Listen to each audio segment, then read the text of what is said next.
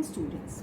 Today we are starting another part of the optics, that is wave optics. First of all, we have to understand what is wave optics, as it is it is a branch of optics which deals with wave nature of light. So basically, some phenomena like we have explained using ray optics, like reflection, refraction, that can be explained, but they cannot be explained directly by using this concept. Whereas when we are explaining phenomena like interference, diffraction, polarization, these cannot be explained by the ray optics. Even reflection, refraction of light can be explained by wave optics, but these cannot be explained by ray optics. So these phenomena can only be explained under wave optics. Here we will also talk about geometrical optics. Basically, it is a branch of optics in which we completely ignore the finiteness of the wavelength. So that is geometrical optics. Here, when we are talking about optics, wave optics, we talk about white light, and the white light consisting of number of wavelengths. So basically, when one particular color is having single wavelength, so that is taken as monochromatic. Monochromatic light, देखिए एक particular colour की single wavelength होती है, तो यहाँ पर monochromatic का क्या मतलब होता है? That is the light of single wavelength. Her colour की अपनी वेवलेंथ होती है और अपनी स्पीड से वो ट्रेवल करते हैं. So light of single wavelength is known as monochromatic light. Now after this, these are the brief concept that I have introduced here. Main concept when we are discussing this wave optics, that is a wave front. So wave front का concept समझने के लिए हमें सबसे पहले इस concept को understand करना होता है. Like suppose there is a pond, and within this pond मान लो आपने एक यहाँ पर पेबल या स्टोन को थ्रो किया, तो क्या होता है? हम देखते हैं कि वाटर उस पॉन्ड में, उस रिवर में एक सर्कुलर आर्क्स ले लेता है. और होता क्या है, बेसिकली ये जो मैंने डिफरेंट आर्क्स दिखाए हैं, यानी ये लूप्स जो बन गए वाटर के, ये कैसे मूव करने लग जाते हैं? Up and down. यानी वाटर लेयर कैसे मूव करने लग जाती है? अप एंड डाउन, ऊपर नीचे होने लग जाता है. तो एक तरह से वेव्स जनरेट हो जाते हैं. यानी कि अब इस स्टोन के चारों तरफ वेव इस पर्टिकुलर पाथ पर इस तरीके से वाटर का लेवल अप एंड डाउन हो जाता है. So basically now this wave front is a concept related to it. इसको एग्जैक्टली हम डिफाइन कैसे करते हैं? That it is a continuous locus of all the particles, continuous locus of all the particles of the medium which are vibrating in same phase. So continuous locus of all the particles of the medium which are vibrating in same phase. यानी कि अगर हम ये देखें कि now this is the path. अब यहाँ जो पार्टिकल वाइब्रेट कर रहा है, यानी यहाँ पर देखो, अगर हम ये कहें कि लाइट इस तरीके से प्रोपगेट कर रही है, तो जो पार्टिकल्स इस मीडियम के यहाँ पर हैं, these particles are in the same phase. यानी इसको हम कहते हैं continuous locus of all the particles of a medium vibrating in the same phase. ऐसे ही ये जो पार्टिकल की पोजीशन है, ये इंडिकेट करें these particles are all vibrating in the same phase. So when we have to define the term wavefront, that means continuous locus of all the particles of the medium which are vibrating in the same phase. Or you can say in simple term, it is a surface of constant phase. Now, अब अगर हम ये कहते हैं कि मान लो हमारे पास एक ये सोर्स, जैसे हमने एक ये सोर्स लिया है कि सोर्स से डिस्टर्बेंस ट्रैवल हो रही है, तो पर्टिकुलर सोर्स से डिस्टर्बेंस सभी डायरेक्शंस में बराबर जा रही है. So this disturbance from the source travel in all the directions. अब इस कॉन्सेप्ट को समझने के लिए फर्दर हम वेव फ्रंट को कैटेगराइज करते हैं। First of all, first category spherical wave front. Spherical wave front को एक्सप्लेन करने के लिए सबसे पहले हम ये कंसिडर करते हैं, मान लो हमारा कोई सोर्स ऑफ लाइट है, वो पॉइंट सोर्स है। तो point source is place at a point and around it एक फिक्स डिस्टेंस पे हम continuous locus of particles assume करते हैं। These are all in the same phase. तो इसके अगर हम इक्वल डिस्टेंस की बात करें, इससे इक्वल डिस्टेंस पे these all particles are having same phase. यानी कि हम ये कहेंगे कि इसके करस्पॉन्डिंग अगर हमारे पास एक पॉइंट सोर्स है, when the source of light is a point, so in that particular case wave front will be in the form of a sphere. So this is a particular wave front. यानी इसमें अगर हम ये दिखाएं कि ये जो एरोज हम इंडिकेट कर रहे हैं, ये तो रेज ऑफ लाइट है और सोर्स हमारा सेंटर पॉइंट पे रखा है। उसके सराउंडिंग में जिस डिस्टेंस पे हम लेके चलेंगे, यानी फिक्स डिस्टेंस पे हम लेते हैं, तो सराउंडिंग में स्फेरिकल वेव फ्रंट होगा। ये तो 2 डायमेंशनल व्यू है। आप बॉल का इमेजिन कर सकते हैं। मान लो बॉल जैसी कोई स्ट्रक्चर के सेंटर पर आपका सोर्स प्लेस्ड है, सोर्स ऑफ लाइट प्लेस्ड है, और उससे चारों तरफ इक्वल अमाउंट में लाइट डिस्ट्रीब्यूट हो जाती है, डिस्टर्बेंस ट्रेवल होती है। So now that for a particular radio of that particular ball, अगर उसके सेंटर पर एक पॉइंट सोर्स है तो वहां पर इक्वल इल्यूमिनेशन होगा, यानी जो वेव फ्रंट होगा that will be spherical in shape. After this next is cylindrical wave front। अब देखिए सिलेंड्रिकल वेव फ्रंट को हम कैसे एक्सप्लेन करते हैं। हम ये कहें कि सोर्स ऑफ लाइट, अब यहाँ पॉइंट सोर्स नहीं है, एक तरह से एक लीनियर है, यानी कि एक स्लिट है। स्लिट को हम कह सकते हैं it's a combination of number of point sources. So all the points equidistant from the source lie on a cylinder. यानी अब इसके सराउंडिंग में मान लो अगर हम ये कहते हैं, सबसे पहले तो बेसिक कॉन्सेप्ट लेते हैं कि अगर सोर्स ऑफ लाइट एक लीनियर हो जाए, एक स्लिट हो जाए, तो उससे इक्वल डिस्टेंस पे हर पॉइंट सोर्स की वजह से यहाँ पर इस तरीके का एक वेव फ्रंट जनरेट होगा। तो कंप्लीट स्लिट से जब हम देखते हैं तो इट इज 3 डायमेंशनल व्यू क्या आएगा, it is cylindrical wave front. So when the source of light is slit, in that particular case the wave front generated is this spherical in shape। और उस केस में यहाँ पर भी अगर हम यहाँ पर रेज दिखाते हैं, these rays are perpendicular to the surface। Next is plane wave front। Plane wave front is not a new concept। हम ये ले सकते हैं it is a part of a spherical wave front or a cylindrical wave front।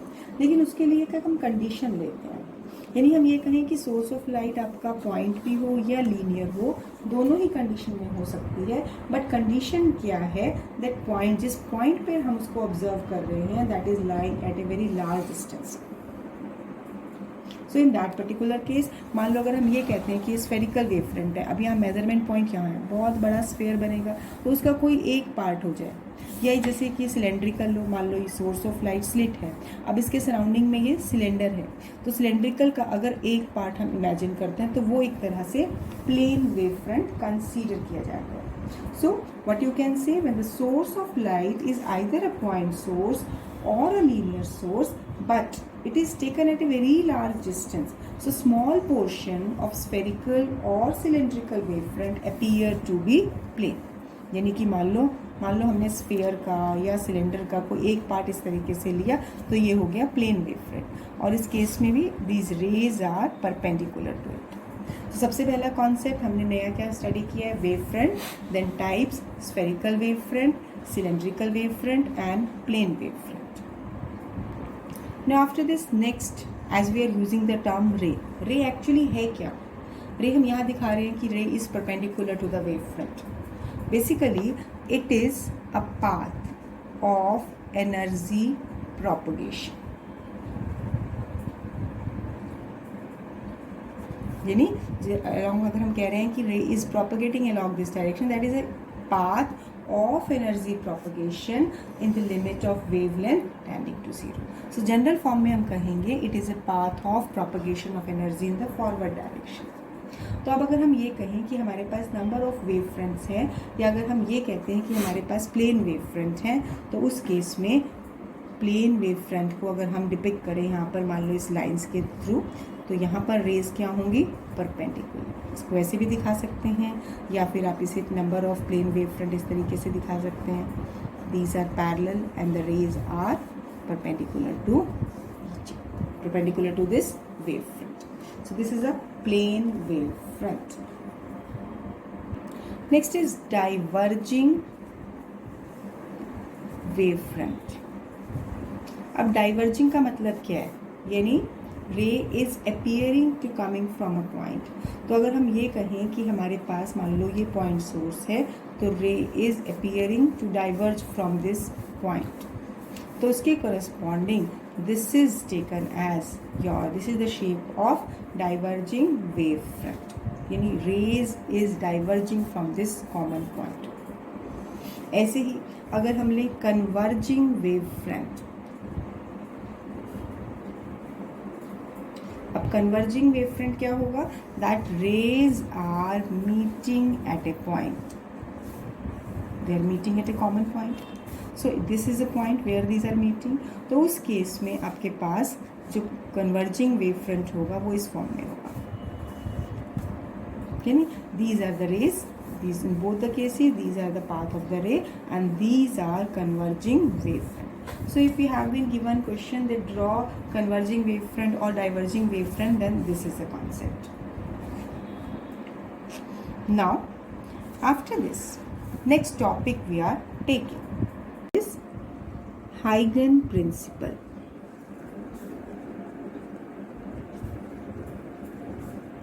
Huygens principle. This principle tells the way in which wavefront is propagating in the medium. A wavefront propagates in the forward direction. So first of all, before just drawing the picture or how the wave is propagating, let me take its postulate. First point, that every point on a given wavefront, you have to learn these 2 points also, act as a fresh source of new disturbance.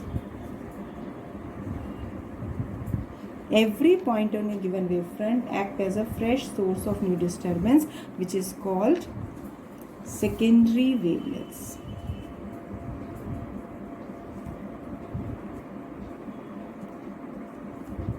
And which travel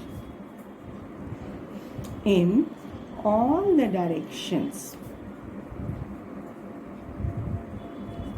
with the speed of light in medium.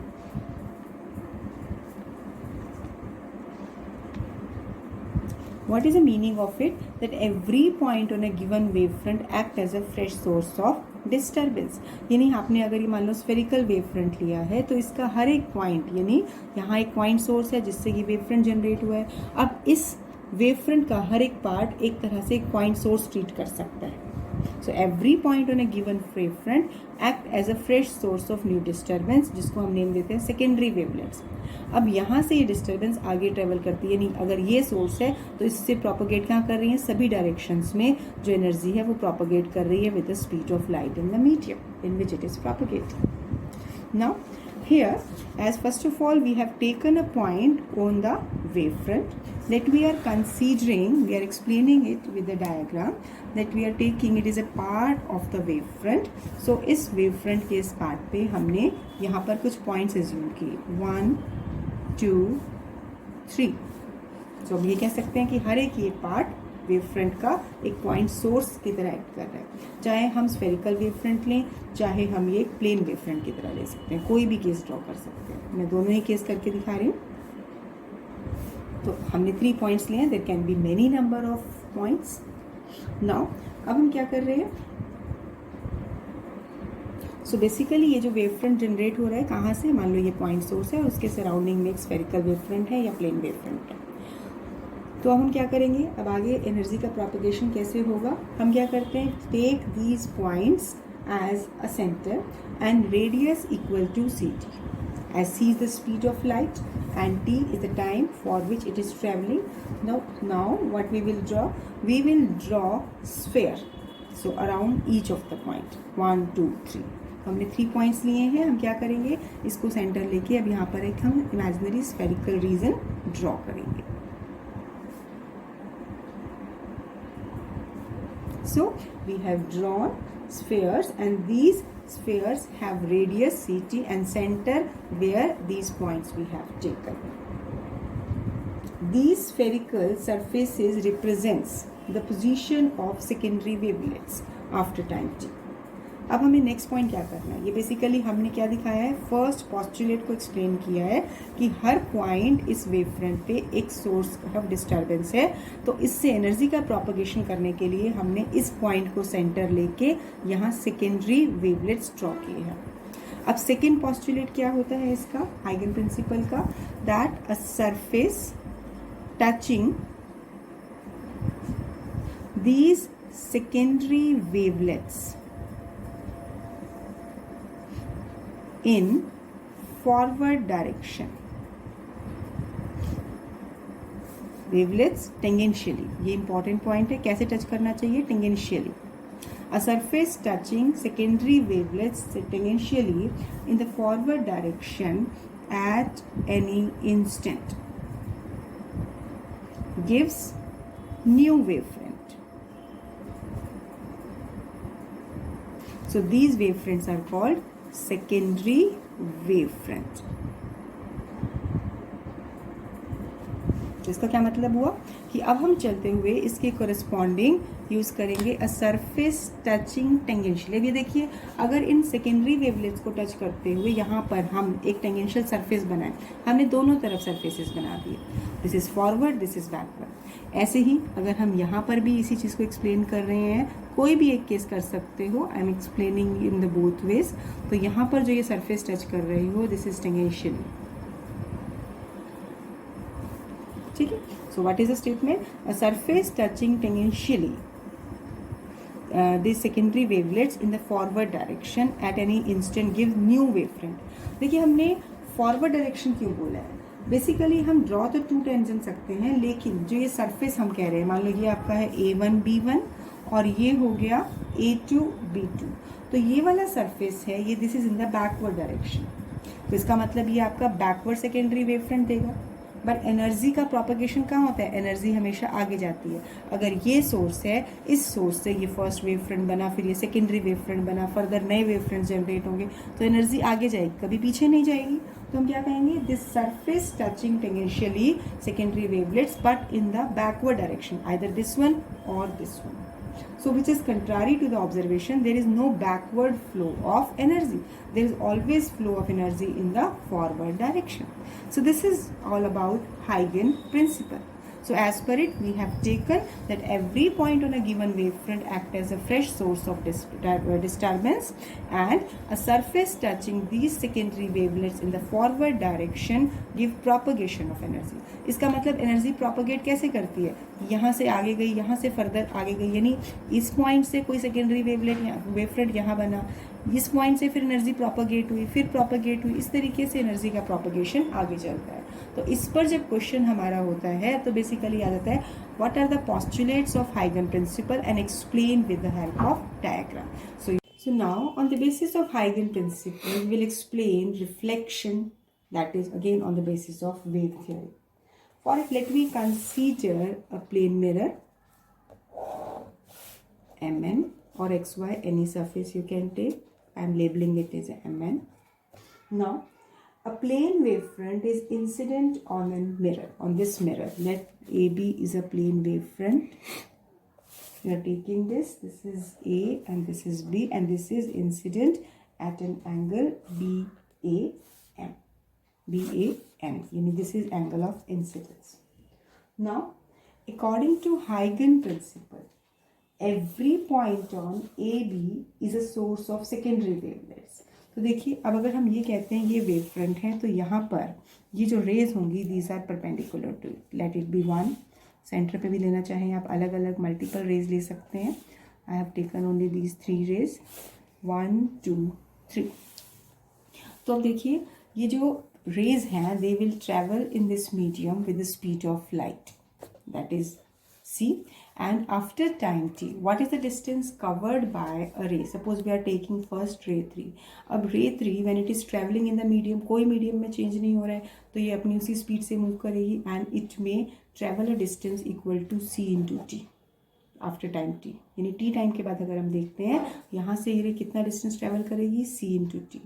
So let the distance traveled by this ray and when it is striking the mirror at this point, let this be point A dash.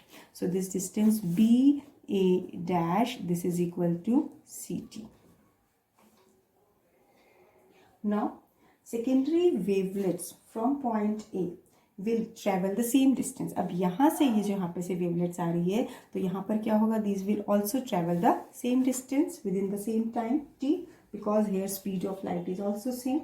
So with A as centre, अब हमारा next step क्या होगा, यहाँ ध्यान देना है कि जब हमें ये वाला स्टेप करना है with A as centre and radius equal to c t, with A as centre and radius equal to c t, you will draw an arc. यानी हम एक इस तरीके से आर्क ड्रॉ करते हैं, यानी इस तरीके का कोई पॉइंट हम आर्क का लेते हैं. कैसे ड्रॉ की, रेडियस सी टी लेकर, तो ये पॉइंट हुआ. अब हम क्या करेंगे next step, so here we will draw a line from this A dash touching this arc at any point B dash. So let this point is B dash. Now if we will join this AB dash, so this AB dash is also CT. So I am just recapitulating. अभी तक हमने क्या किया है, हमने एक plane wave front लिया है, 1 2 3 3 रेज दिखाई हैं. क्योंकि रे सेम मीडियम में ट्रैवल कर रही है तो टी टाइम के बाद ये सी स्पीड से मूव करते हुए कितना डिस्टेंस ट्रैवल कर रही है, सी टी.